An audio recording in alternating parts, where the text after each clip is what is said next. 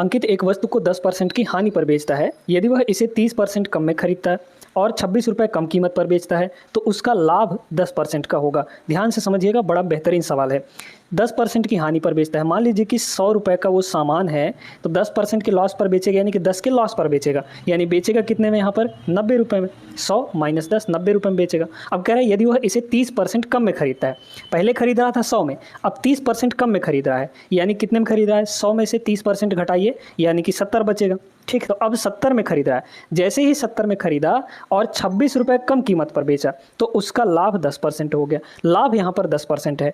10% तो 70 का 10% निकालिए, कितना होगा? 7 होगा, है ना। 70 का 10% यानी 1/10, तो कितना रुपया हो जाएगा? प्रॉफिट यहाँ पर 7 रुपये हो जाएगा इसके हिसाब से। मतलब इसमें 7 रुपये बढ़ा के बेच रहा है। तो 70 और 7 कितना हो गया? 77। 77 में बेच रहा है।